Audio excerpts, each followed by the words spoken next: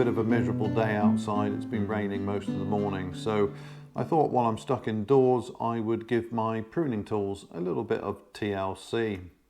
I've still got to prune the cordon apples and pears, so I thought I'd give them a clean up and sharpen them ready for use. So if I start with the secateurs, as you can see there's quite a bit of junk on these blades. This is sort of sappy residue, and that ideally wants to be removed. And then, well, these are reasonably sharp still, but just a light honing of that blade will do wonders when I come to use them.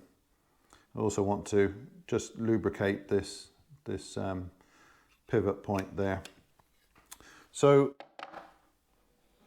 what I'm going to be using today for cleaning is this sort of abrasive rubbery block. It's just a light abrasive, and that's very good for getting rid of the residue on the blades. Now that is best used wet, so I'm just going to drop that in this pot of water.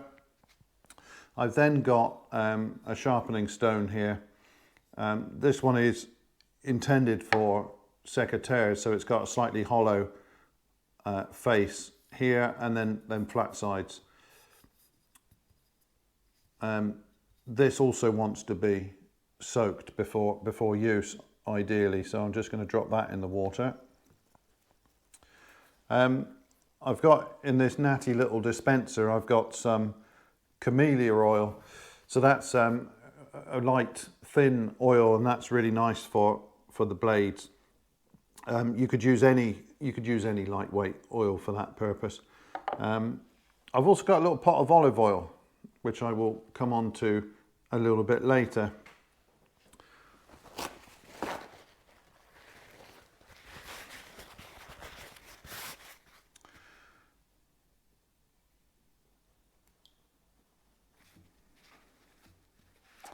So with this block, I can just rub away the residue and clean these blades up nicely.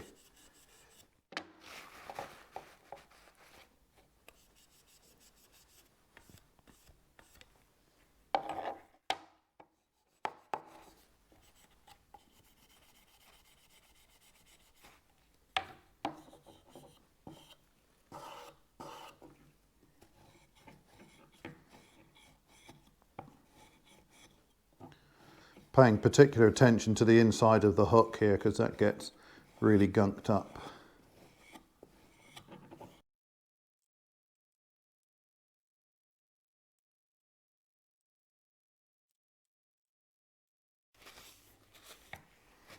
Okay, so that little block has cleaned all of the junk off of the blade now, so that's nice. So on with the sharpening stone. Now these are in good condition at the moment, these blades, and this is a fairly fine stone. So all I'm doing is just restoring the very keen edge on this blade. It really doesn't need much work at all. If this was chipped or particularly blunt, I'd need to use something much more coarse than this. So either a coarse stone or then maybe even a diamond file or something like that to restore the profile of the blade first, and then work up to something fine. You can get finer than this, but I think this is the finest that I would need. This is a pretty smooth stone, and this is very good just for dressing the edge when it's in good condition. But like I say, if you've got more work to do, then you need to work up to this from a more coarse stone. I think this is a 1000 grit, so that's pretty fine. This hollow side here is ideal for dressing this side of the blade. So all I'm going to do is just being careful to with the angle that I'm using this at against the blade. I'm just going to run this over the blade a few times. It really doesn't need much because I tend to keep it quite sharp. I'm using as much of the length of the stone as I can so as not to wear a spot in it, and I'm also trying to pay attention to the entirety of the blade.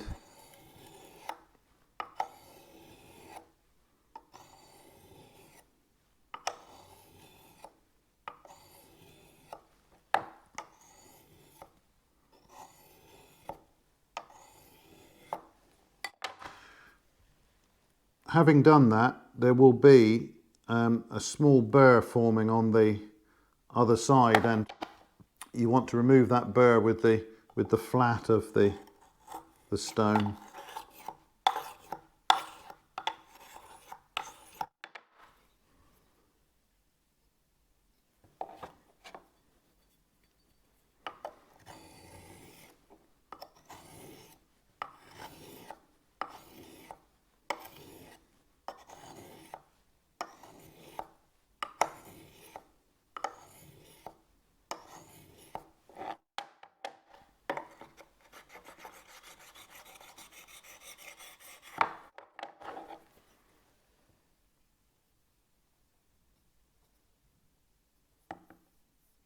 Well, that's pretty good now. So I'm happy with that.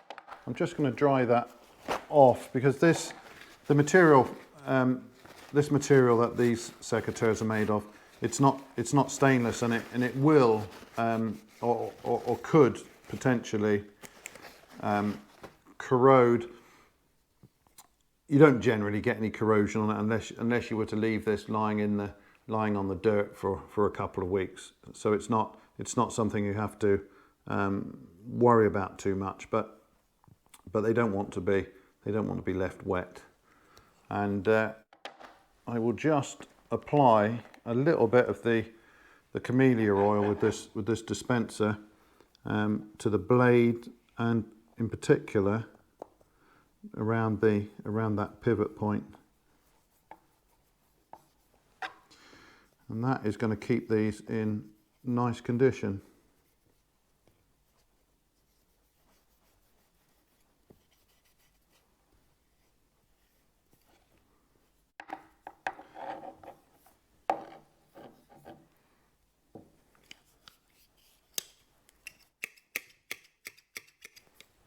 Lovely.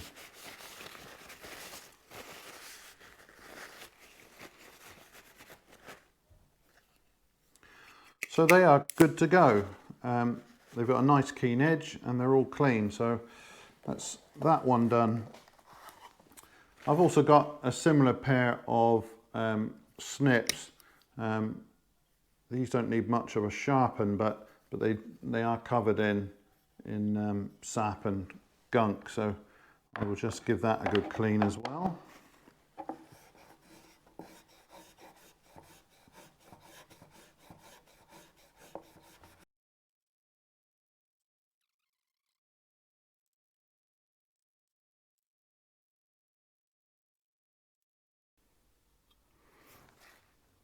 Okay. So these blades are flat on here, and so I don't use the curved face. I just use the flat of the stone, and these really need almost nothing because they are still pretty sharp.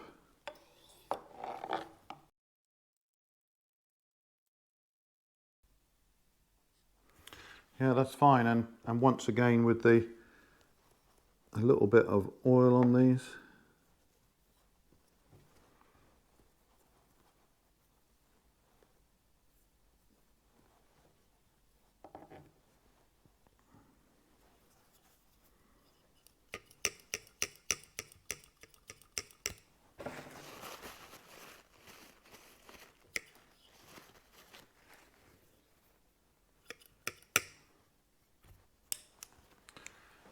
And that one's done. So next up is a small pruning saw. Now, these teeth are not hardened. Many pruning saws are hardened, and there's nothing you can do with those. When they're blunt, and you just have to throw it away and get a new one. But these aren't, and if there was a problem with any of these teeth, I could dress those with a small file, but there's no need with this at the moment. These are still razor sharp. But what I do want to do is get rid of some of the junk that's accumulated on the flat of the blade. This is covered with sap and residue from when it was last cut. I'm just going to use this block again. I won't go near the teeth with it because I don't want to abrade the teeth at all, but I will just take the residue off of the flat of the blade, and that will just make sure this glides nicely when I come to use it next time.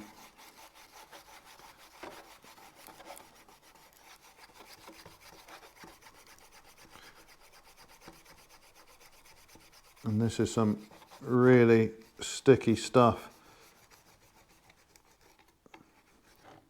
So I think these were last used when I was pruning the figs, and they have a nasty sap that you really don't want to get on you.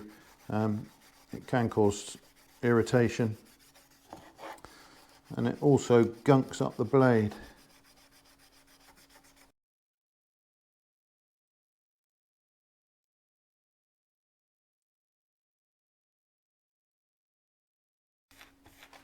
All I'm doing now is just wiping down across those teeth and removing the old remains of fig wood or whatever else it's cut.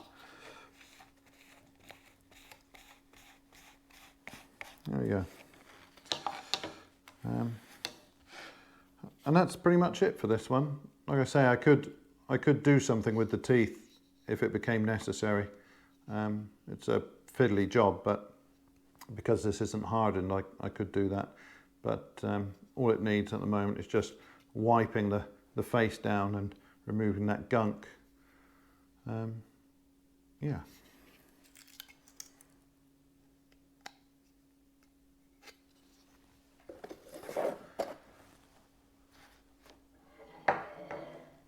So the final one is the loppers, and just like the secateurs, these just need a little bit of a clean and just a quick going over the blade. Now these aren't as dirty because of course I make far fewer cuts with the loppers than I do with the secateurs, but there is some junk on the blade.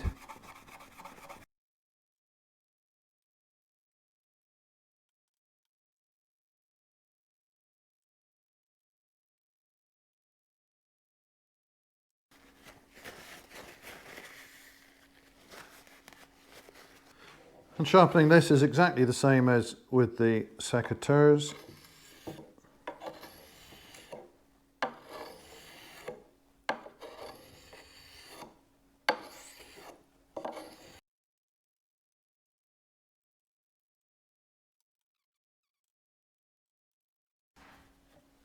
Okay, so the last thing I'm going to do is just oil these handles slightly.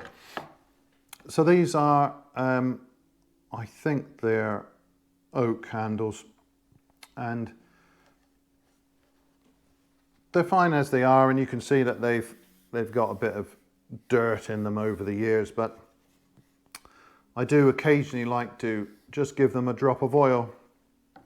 I suppose you could use linseed oil or something like that, but what I've used for these in the past is just a drop of olive oil, and it soaks in very nicely. It doesn't leave the handles greasy or slippery. So I just rub that into the wood. Just gives it a little bit of protection.